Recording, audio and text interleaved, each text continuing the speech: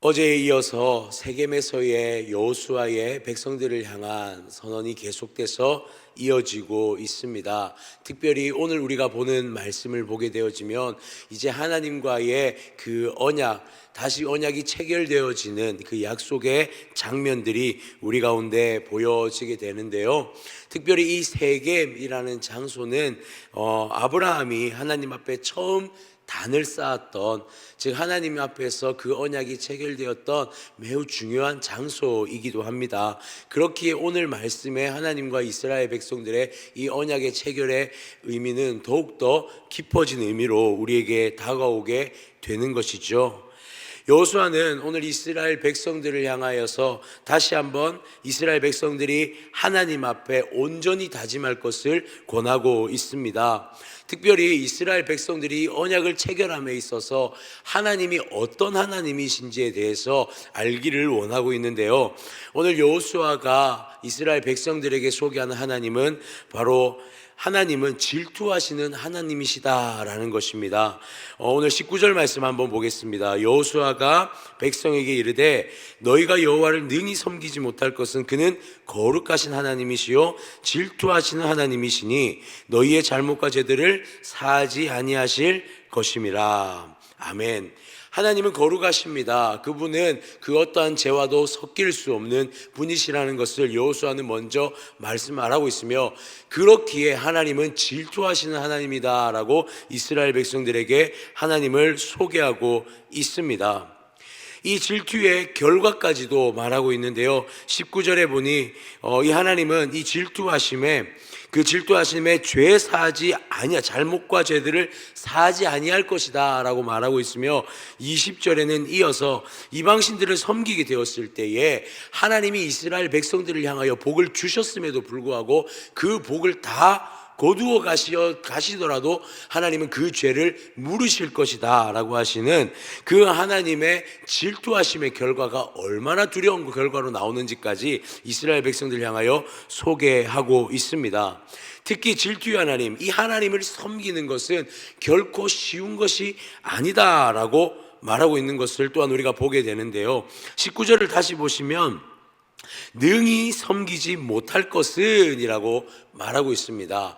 이 말은요, 말 그대로, 이 기록된 그대로 하나님을 우리가 능히 섬길 수 없다라는 의미가 아니라 그만큼 하나님을 섬기는 것이 쉽지 않을 것이다 라는 것을 의미하는 것이죠.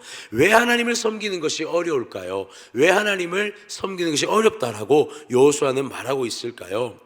이 하나님을 섬긴다는 것은 단순히 예배의 어떠한 행위적인 것으로만 할 수 있는 것이 아니기 때문입니다. 그저 어떠한 행위를 가지고 하나님 앞에 내가 오늘 하나님을 섬겼습니다라고 말할 수 있는 것이 아니다라는 거예요. 분명히 성경에서 무엇을 요구하고 있냐면 20절 말씀에 이렇게 기록합니다. 만일 너희가 여호와를 버리고 이방신들을 섬기면 너희에게 복을 내리신 후에라도 돌이켜 너희에게 재앙을 내리시고 너희를 멸하시리라 하니.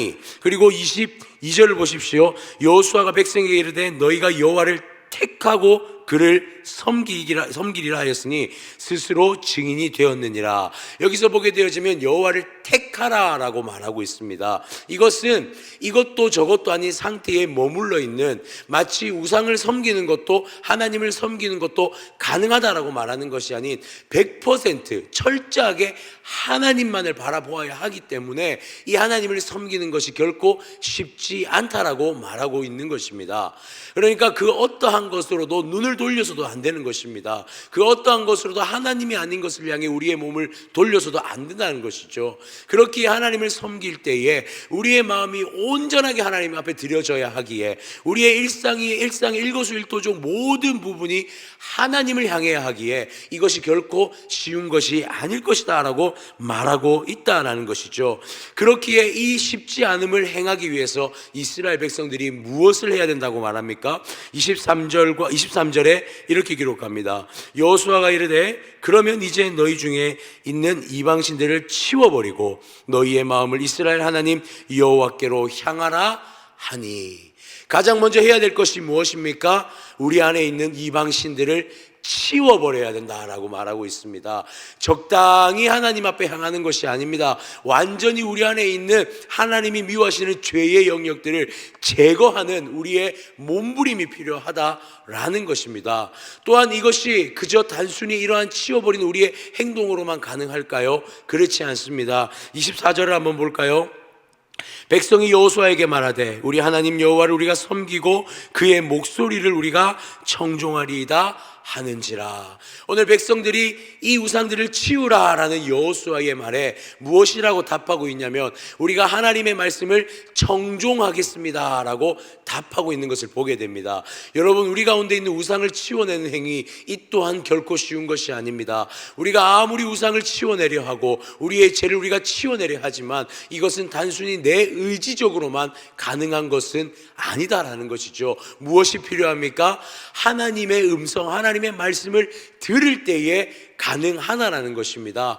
하나님의 음성이 우리에게 오고 있다는 것, 하나님의 음성이 우리에게 들려지고 있다는 것에 내 귀를 기울이는 그 온전함을 행할 때에서야 비로소 우리 안에 있는 이 죄들이 치워질 수 있는 힘과 능력이 우리 가운데 생긴다라는 사실이죠. 이러한 방식을 통해서 하나님 앞에서 우리 안에 있는 우상들이 제거되어야 한다라는 사실입니다. 이것이 곧 하나님을 섬기는 것이다라는 것이죠. 그렇습니다. 이스라엘 백성들 사이에, 그 하나님과의 사이의 약속은 결코 만만한 약속이 아니었습니다. 그렇지만 또한 이 약속 가운데 많은 조건을 하나님께서 제시하는 것도 아니었다라는 사실이죠. 하나님은 단 한 가지만 바라고 계십니다. 나를 바라보라입니다. 하나님만 의지하라입니다. 하나님께만 붙어 있으라는 것입니다. 그 어떠한 것도 하나님이 원치 않으시는 것을 우리에게서 제거하고 그분 가운데만, 그분 안에서만 머물러 있으라라는 것이죠. 사랑하는 성도님들, 하나님을 섬기는 것, 아니 하나님만 섬기는 것이 하나님께서 우리에게 요구하시는 하나님의 바람이라는 사실을 우리가 기억했으면 좋겠습니다. 어쩌면 어려울 수도 있습니다. 여러 가지 유혹들이 우리 가운데 매일 매 순간 다가오죠. 그것들을 우리의 스스로 이겨내는 것은 너무나 쉽지 않습니다. 우리를 유혹하는 그 작은 유혹마저도 우리는 언제든 넘어질 수 있는 연약한 존재라는 것을 우리는 너무나 잘 알고 있기에 하나님께 붙어 있는다는 것이 어렵다는 사실을 알고 있습니다. 그렇기 때문에 우리는 무엇을 해야 합니까? 하나님의 말씀을 들어야 합니다. 하나님의 말씀에 귀를 기울여야 합니다. 우리에게 그 연약함을 나오게 하는 그러한 죄들이 다가올 때에 우리는 더욱 하나님의 음성에 귀를 기울여야 할 줄 믿습니다. 말씀을 우리는 품고 살아야 합니다. 하나님의 말씀을 품고 하나님의 음성을 듣기 위해 기도할 때에 그런 것들의 유혹들에서 우리가 이겨낼 수 있는 하나님의 그 담대함과 능력을 부어주신다는 사실을 기억했으면 좋겠습니다. 우리 주님만을 선택하십시다. 우리 주님만을 바라보십시다. 단순하게, 때로는 단순하게 오직 하나님만 바라보기 위하여 주님께만 귀를 기울이는 그러한 삶의 의지가 주님께 드려지기를 주님의 이름으로 축복합니다. 오늘 이것을 넘어서서 또 한 가지가 하나님 앞에서 보여지고 있습니다. 이제는 그 언약이 온전히 체결되어지는 장면, 즉 소위 말하는 계약서가 쓰여지는 장면들이 우리 가운데 보여지게 되는데요. 오늘 하나님과의 이러한 약속들이 있은 이후에 25절에 보니 여호수아는 이들 앞에서 하나님 앞에 행해야 할 율례와 법도를 먼저 제정하는 것을 보게 되어집니다. 25절 볼까요? 그날에 여호수아가 세겜에서 백성과 더불어 언약을 맺고 그들을 위하여 율례와 법도를 제정하였더라. 아멘. 이제 그들과 하나님 가운데 마음이 모아졌습니다. 그때에 여호수아는 그들 앞에서 우리가 하나님 앞에 어떻게 행하며 살아야 될지에 대해서 법을 제정하기 시작했던 것이죠. 또한 26절에 보니 이 하나님의 말씀들을 율법책에 기록하고 상수리 나무 옆에 돌을 세웠다라고 기록합니다. 26절 볼까요? 여호수아가 이 모든 말씀을 하나님의 율법책에 기록하고 큰 돌을 가져다가 거기 여호와의 성소 곁에 있는 상수리 나무 아래에 세우고, 하나님 앞에서 단순히 구두로만 계약을 맺는 것이 아닙니다. 언약을 체결하는 것이 아닙니다. 그 언약을 위한 분명한 그 눈에 보여지는 계약서를 만들고 있는 것이죠. 하나님 앞에 어떻게 살아야 될지에 대해 기록하고 그것을 기념하기 위해 돌을 세우고 있습니다. 그리고 이것들은 어떠한 역할을 하게 됩니까? 그것들을 볼 때마다, 이것을 볼 때마다 하나님의 이 약속의 현장을 기억하는 것입니다. 이것을 볼 때마다 하나님께서 우리가 하나님과 언약을 맺었다는 것을 부인하지 못하도록 증거가 되어진다라고 말하고 있는 것이죠. 무엇보다 이 상수리 나무 아래에 세워진 돌, 그들이 함께 기록한 이것들은 단순히 한 세대에게만 허락된 언약의 체결이 아니다라는 것을 의미하기도 합니다. 이것은 온 세대, 이스라엘 백성의 세대와 세대를 넘어서 하나님 앞에 이스라엘 백성 온 세대가 하나님 앞에 이 약속을 기억해야 함을 의미하고 있습니다. 29절에서 33절까지 보면 여호수아의 죽음과 그리고 이 엘르아살의 죽음에 대해서 기록하고 있는데요. 이것은 단순히 그냥 두 사람의 죽음을 의미하는 것이 아니라 믿음의 지도자들의 죽음을 의미하고 있습니다. 왜 마지막에 이 죽음을 기록하고 있을까요? 상수리 나무 아래서의 그 언약의 돌을 세우는 것과 이 마지막 이 믿음의 조상의 죽음의 의미가 31절의 말씀을 보면 그 의미를 조금 더 깊이 생각하게 하고 있습니다. 31절 말씀 볼까요? 이스라엘이 여호수아가 사는 날 동안과 여호수아 뒤에 생존한 장로들 곧 여호와께서 이스라엘을 위하여 행하신 모든 일을 아는 자들이 사는 날 동안 여호와를 섬겼더라. 아멘. 여기서 잘 보시면요, 여호와를 아는 자들이 살아있는 동안 여호와를 섬겼다라고 말하고 있습니다. 이것을 역설적으로 한번 생각해 보십시오. 하나님을 아는 자들, 여호와를 아는 자들이 다 죽었을 때에는 그들이 하나님을 기억하지 못했다라는 것을 의미하기도 하는 것이죠.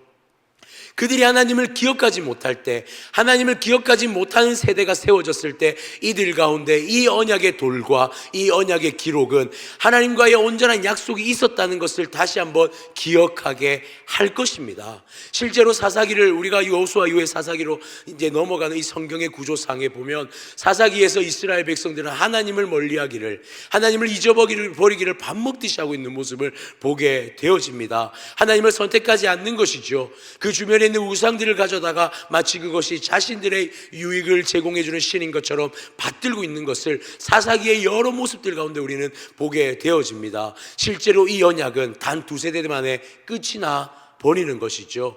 그러면 이 언약은 무슨 효과가, 무슨 힘을, 무슨 기능을 하게 되는 것일까요? 사실 이 언약을 체결함에 있어서 하나님만이 이 언약을 지켰습니다. 사실 이 언약은 단 2세대 만에 사라져버린 그 언약이었고, 그 언약 가운데서 유일하게 이 언약을 붙들고 계시는 분은 하나님밖에 없었다는 것이죠. 그 하나님께서 붙들고 신실하게 붙드신 언약을 향하여서 이스라엘 백성들이 하나님을 떠났지만 다시 돌아올 수 있는 그 기능, 다시 하나님께로 나올 수 있게끔 하나님을 기억할 수 있게 하는 작용을 바로 이 언약의 기록들과 이 언약의 돌의 역할들로 보여지고 있다라는 사실입니다. 사랑하는 성도님들, 기억해야 합니다. 사실 하나님과의 언약에 우리는 하나님 앞에 신실하지 못했습니다. 하나님과의 그 언약이 체결되어져서 완전한 하나님의 언약이 체결된 것처럼 보이지만 이 언약을 이행하신 분은 우리 하나님뿐이다라는 사실이에요.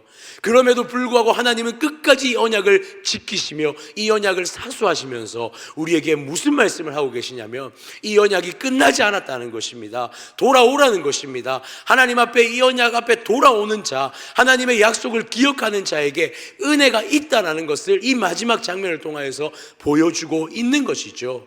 사랑하는 성도님들, 우리가 하나님 앞에 해야 할 것이 무엇입니까?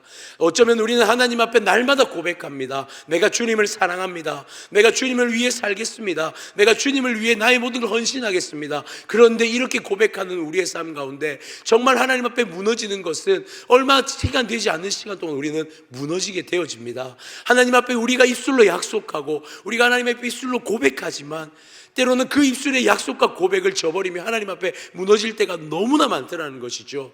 그럼에도 불구하고 우리에게 은혜가 있는 것은 무엇입니까?